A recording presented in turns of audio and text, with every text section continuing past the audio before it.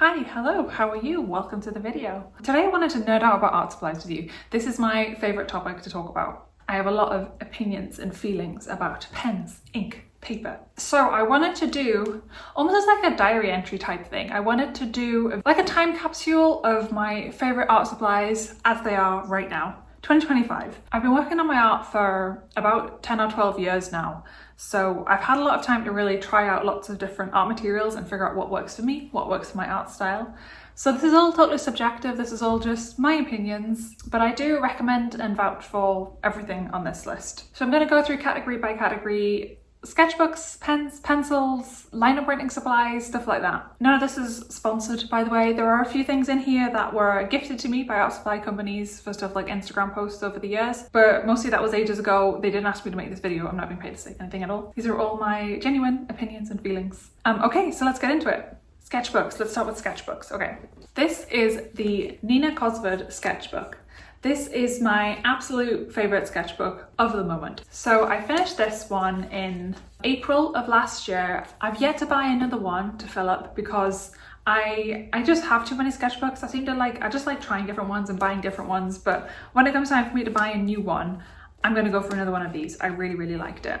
The paper is just gorgeous. I have a lot of opinions and feelings about paper, and this is just so nice. It's really thin, really smooth paper, which I know is not for everyone, but that's what I like in paper. That's my personal taste in paper, because I draw so much with markers, fine liners, fountain pens, that kind of thing. So really smooth, really thin paper is great for that. It's a lovely sort of off-white creamy colour.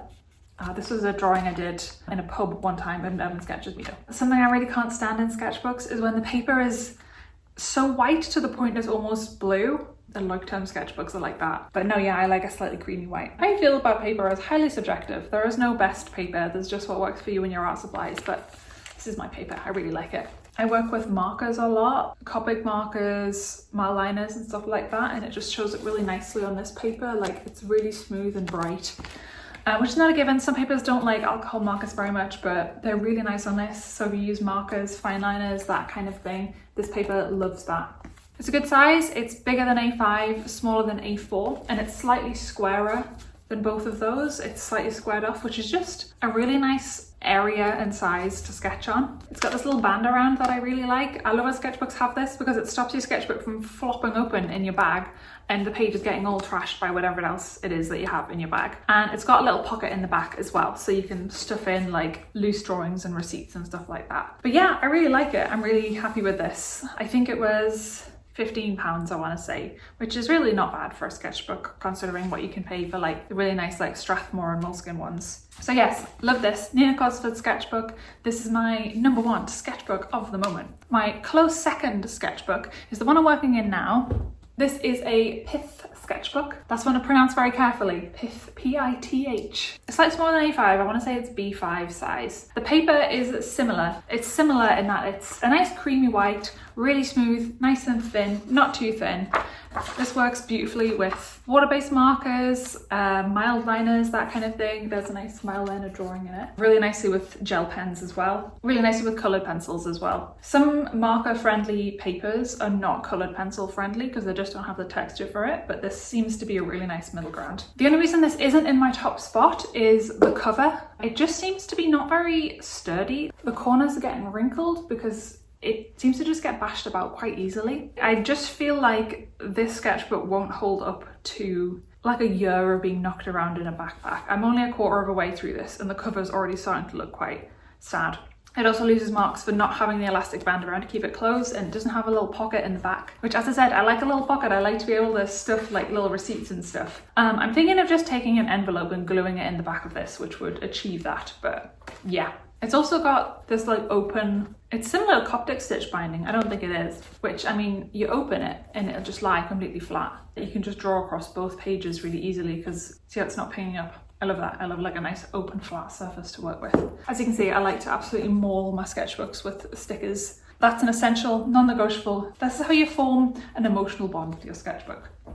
I'm adding in a dishonorable mention into this category. This is a sketchbook I really don't like that I've kind of abandoned. I mean, for one thing, it's got the cork cover, so I can't even cover it in stickers. So this is a Royal Talens sketchbook, Royal Talens art creation sketchbook. I feel like this is going to be a controversial take because I know a lot of people really like these, but I just, no, it's not clicking. I cannot get away with these. I can't stand the paper. This is actually a really good example of what I mean by paper that's so white it's almost blue. Like if I compare that to that, do you see what I mean? This is like a creamy off white and then this is like a blue white. No, it's not for me. I think Royal Talens also does a sketchbook that has like very yellowy paper, which again I don't like as well because it's got that really scratchy mixed media texture that I can't get away with. I'm sorry, I know these are popular, but I hate them. I think markers look horrible on them. I think loads of different kinds of fine liners don't seem to work very well on them. When I draw on them with my Copic markers, it seems to desaturate the ink. It comes away way less bright than the ink actually should be on a normal sketchbook. Yeah, I'm a hater. Royal Talens art creation sketchbooks can get in the bin as far as I'm concerned. I'm not getting one of them again. It does gain marks for having the hardcover and the band around, to be fair. I'll be fair about it. It's got one of those, which we like. All right, let's move on to pencils. So I've got two pencil categories. I've got my like sketching, drawing pencils, and I've got coloring and shading pencils. Both of these categories are colored pencils, and that's because I use colored pencils pretty much exclusively to do stuff like drawing and sketching. I really don't like graphite. I can't get away with it. I don't like how graphite smudges, ends up all down your hand like this. I really like drawing with colored pencils. So first category here is going to be those drawing colored pencils that I really like to use. So if I made this video 6 months ago, I would have told you that this was the pencil of my dreams. You can see how much I've used it by how teeny it is. There's a full-size pencil. Like, this has clearly been a loved pencil. So this is a Pilot frixion pencil. It's totally erasable. It's a light blue colour, but you can get them in all different colours. It's totally erasable, as you can see it's got a little eraser on the end, and it's just really nice light blue lines that erase really easily, and even if you don't erase them, they're such a nice colour that they don't look bad if you just leave the sketch lines in after you've inked your drawing. My one issue with this is after you've drawn a line and you've erased it, it disappears completely invisibly, even better than a graphite line does. But when you then go over that area that you've erased with another pen, like with a Copic marker, you'll see ghost shadow lines of where this pencil originally was. It's like it leaves like almost like a waxy residue behind that you can't get rid of even if you've erased away the colour completely. Here's an example. Can you see? I've tried to do like a flat wash of just this purple colour, but do you see how they're these kind of like ghost light coloured lines? That's what I mean. The Pilot frixion pencil, it fully erases away, but it just leaves those lines behind. So that's why it's not my absolute favourite, but it does get an honourable mention. My one true love, the pencil of my dreams, is a Pilot Colour Eno, mechanical coloured pencil in pink specifically. I love this pencil, it's fantastic. It obviously doesn't need sharpening ever because it's got this tiny ultra thin point, stays sharp all the time because it's a mechanical pencil. It's totally erasable, it's got a little eraser in the end there. You can buy refills for both the erasers and for the lead itself. I know it's not lead. So those are the refills and you get quite a lot in a little pack. So you can just use this forever. It's pretty much a sustainable choice in that way, I would say, in that you keep the body of the pencil and just refill it endlessly. This one is the pink one, obviously, but they do loads of different colours. Key point, these don't leave any residue or shadow or anything behind when you erase them. They erase beautifully, don't leave a trace behind. They're fantastic. Even though they are totally erasable, I often don't even bother to erase the lines because I think it just looks pretty to leave these like light pink sketchy lines around the inked area. So half the time I don't even bother erasing it anyway. These are fantastic, strongly recommend. Okay, moving into the latter half of this category, this is pencils that I use for colouring. So I mostly use Prismacolors and Winsor & Newton coloured pencils. I'll sharpen them and use them for outlining, or I'll use them for colouring, shading. They're really nice for adding texture over the top of marker drawings or paintings and stuff like that. Prismacolors are great because they're really bold. They're so pigmented, they're so bright. They're slightly waxy, they're almost like crayons, which gives a really nice texture when you like sketch or layer over things. And they come in about a zillion different colours, every possible colour you can think of. And they're super widely available as well. So yeah, Prismacolors are great. The only downside I really find with these, the lead of them breaks really easily. I feel like I'm constantly sharpening these and getting rid of the broken bits. So you can get through these pencils really fast. So yeah, that's the downside with them, they do break really easily. And I also have a set of Winsor & Newton pencils. As I said at the start of the video, I did get these for free from the company. It was for a sponsored Instagram post genuinely about 5 years ago at this point. So the fact that I'm still using them constantly to this day, they don't know I'm making this video, they didn't tell me to say this, shows that they are really, really good. What I like about these is that they're not as soft and waxy as Prismacolors, so they hold a point for a lot longer. So they're really nice for outlining with. Also, the lead in them doesn't break as easily, so you get longer out of a pencil. These are, again, pretty widely available. You can get these in most art supply shops, but they're really nice. I really like them. Okay, let's get into pens. This is my favourite category. I love pens. I've got lots of strong feelings about pens. Let's start with fountain pens. I am planning to make a bigger video about fountain pens. I love drawing with fountain pens. I have for years. I wanted to make a video along the lines of Beginner's Guide to Fountain Pens for Artists, because there are lots of fountain pen videos on YouTube, there are lots of fountain pen enthusiasts, but I haven't really seen very many videos that are targeted at fountain pens for drawing, fountain pens for artists. So that's a video that's in the pipeline, I'm gonna make that.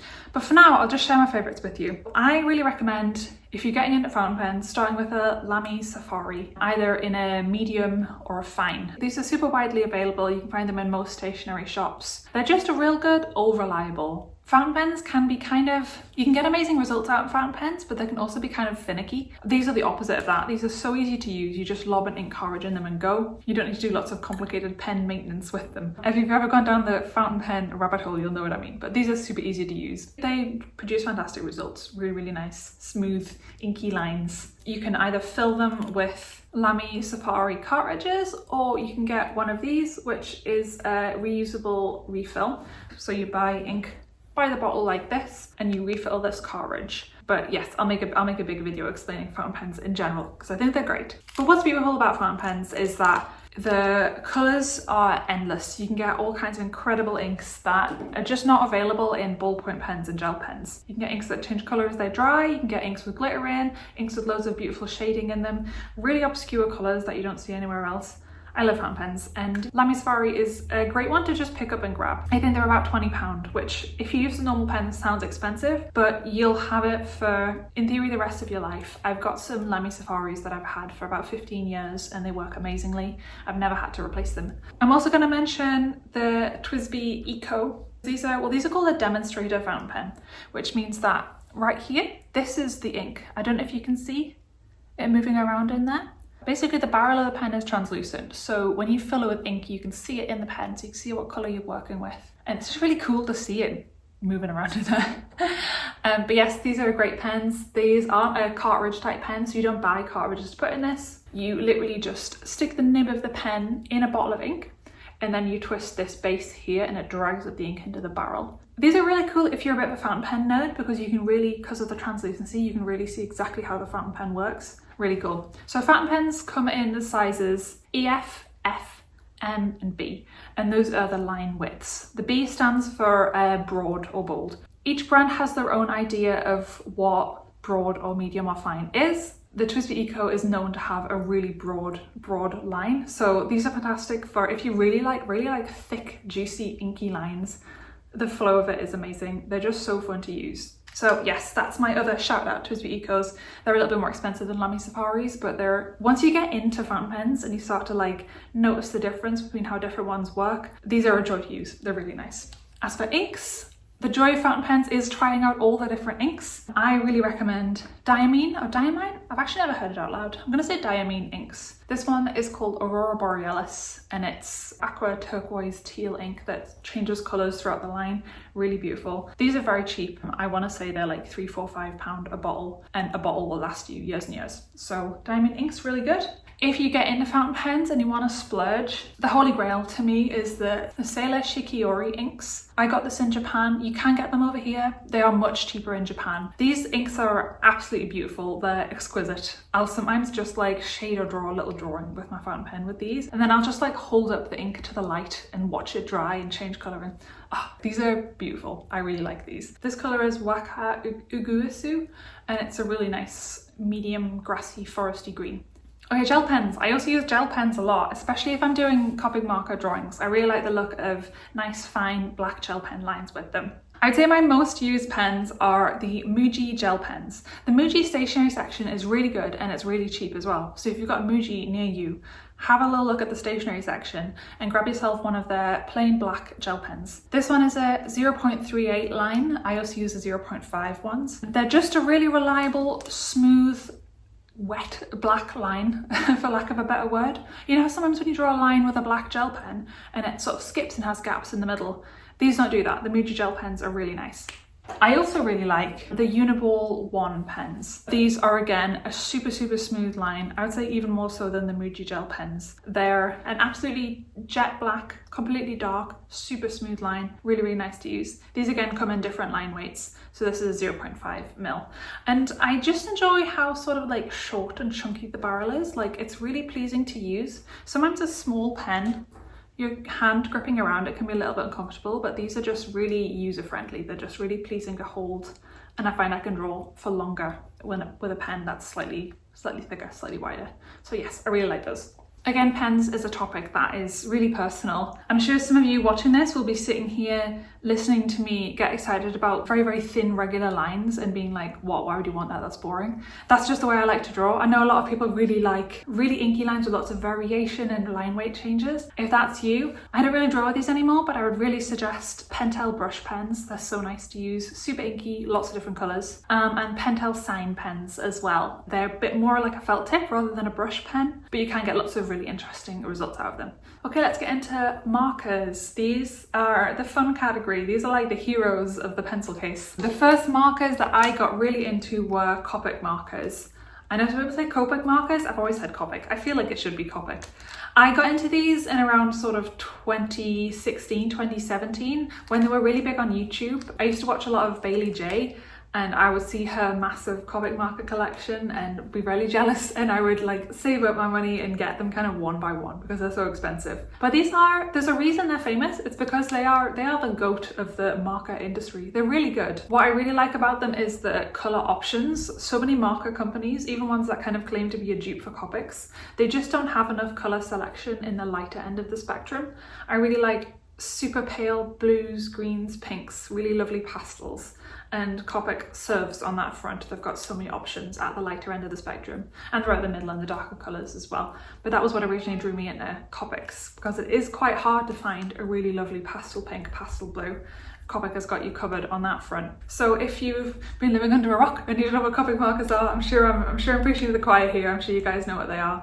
There are double-ended alcohol-based markers. So one end you've got the chisel and one end you've got the brush tip. These are the Copic sketch markers. You can also get the Chow markers, which are basically the same. They're just slightly smaller and have a little bit less ink in them. And there are, the name escapes me right now, but there are Copic markers that have got a sort of square end to them that don't have the brush tip. I think they've got like a fine bullet nib.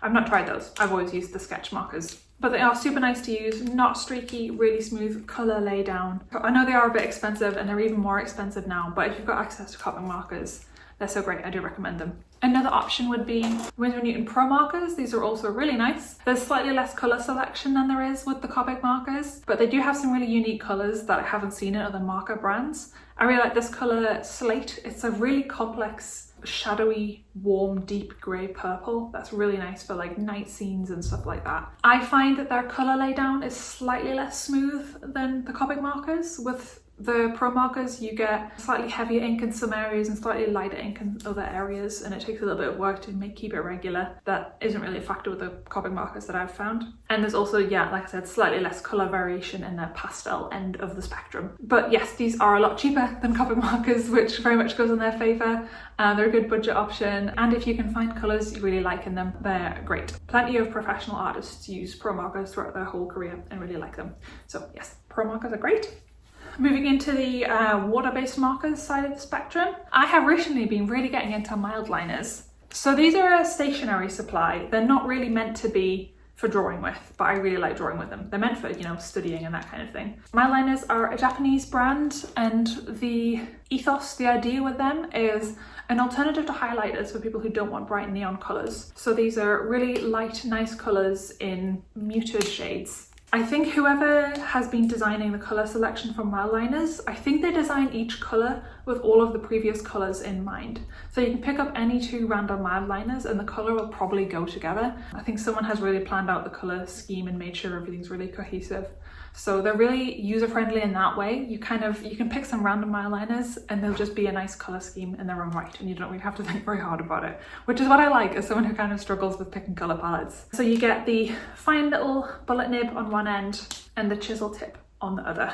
I really like these. I think these are really nice. Another really nice water-based marker are Tombow markers. These come in a wider colour shade range than Mildliners do, including much more on the darker end of the spectrum, which I mean makes sense because Mildliners are intended as highlighters, they're not intended as an art supplies, they don't have many dark colours, but Tombow does. So my current water-based marker pencil case selection is a mix-up of Mildliners and these. So Tombow markers have got a fine bullet nib on the end and a really nice brush tip as well. Tombow markers are really nice because they're water activated, so you don't have to use them with water, you can just use them as normal pens, but if you do want to, you can basically use them as watercolours. You can sketch in an area, get a paintbrush, add a load of water, move it around, and they work beautifully as watercolours as well.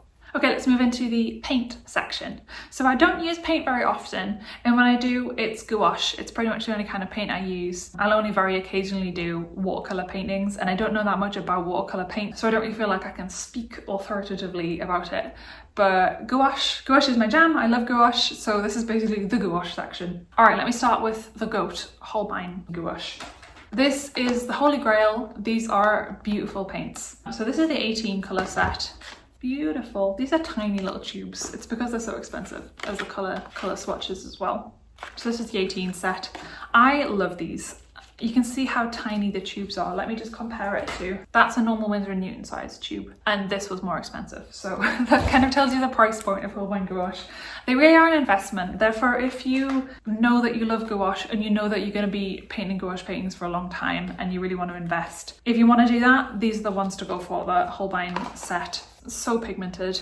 They don't desaturate or go chalky when you mix them. They stay as bright as you want them to be unless you deliberately desaturate them, which is a problem that lots of other gouache brands have, is as soon as you start mixing the colours they desaturate. These don't. These stay so bright and true and beautiful. They're a joy to use. They're really nice, really pigmented. You don't have to do loads of layers when you're using them. One swipe of the paint is totally opaque. They're really nice. A more affordable option is Arteza gouache. I use these really often as well. They're really nice. This was another case of they sent me these to review, but that was a long time ago. It wasn't for this video. They're not paying me to say this. This is just, I really like these and I've still continued to use them after doing that review. So they sent me the big 60 box set, which has got all of these colours. These are a fraction of the price of Holbein and they're almost as good. They're like 80% as good, which is a really good deal. If you're a student, if you're just starting out, if you're not sure if you like gouache, I would really recommend the Arteza ones. This big set is especially good if you're not that confident with paint mixing. I know a lot of the Winsor & Newton starter sets just come with the primary colours, which, I mean, technically you can achieve pretty much any colour with primary colours, but for someone who's not that informed about colour theory or not like that far along in terms of practice, that's a bit intimidating. Whereas Arteza has got a load of really beautiful pre-mixed colours for you to use. Only downside with these is, compared to the Holbein ones, they are a little bit chalky. Some of the colours do come out a little bit desaturated, but not all of them. There are some really bright neons in here. It's just something you've got to be slightly more aware of when you're colour mixing and try not to let them get too muddy. But they are really nice to use. Alright, this is the Lino printing category. If you're going to invest in two categories for your Lino printing journey, let it be your carving tools and your brayer. These matter the most, I think. You can get really great results out of really cheap lino or whatever kind of lino. Lots of different inks you can get great results out of, but you'll really struggle if you don't have a good cutting tool and a good brayer. I'm not sure if I'm going to pronounce this right, but this is a Pfeil or Pfeil, I'll write it down, lino cutting tool.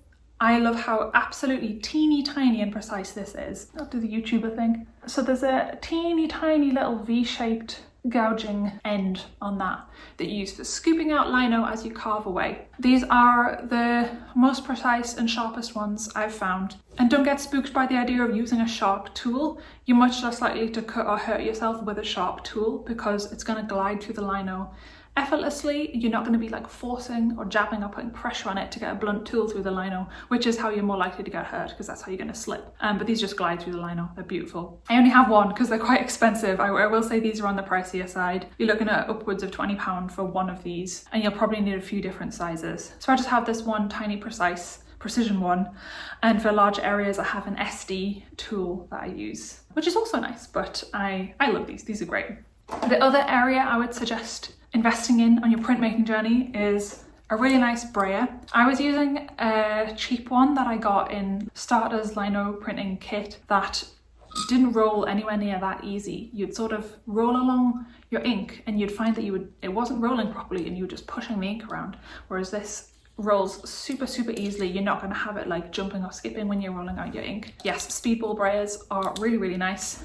You can get all different sizes of these. You probably, if you're just getting started and you're working on A4 or smaller size lino cuts, you're probably just going to need one sort of medium sized one like this. If you work with much bigger, you know, lino blocks, you're going to need a massive one. But yes, you just need one really good one. Inks, I use two different kinds of lino printing ink. I use Speedball inks and I also use Essdee inks as well. It's one of those cases where, like, if you spend a bit more money, you're more likely to get something high quality, but it's not an absolute essential. You can get really good lino printing results without using a super expensive ink. So if you're wanting to spend a little bit more, the Speedball inks are beautiful, super bold, super rich, loads of different colours. This is the Process Cyan one. I really like this shade of Speedball ink because when you print with this blue on white paper, the blue and the white together really reminds me of that Dutch pottery where it's like a lovely creamy white ceramic and like a bright blue lines. It really reminds me of that, you know the kind of pottery I mean. This is a little bit cheaper. This is the Essdee ink. Again, they have a bunch of different colours, slightly less than the Speedball ones. It's about half the price, and I would say you sometimes have to work a little bit harder to get totally opaque prints out of this,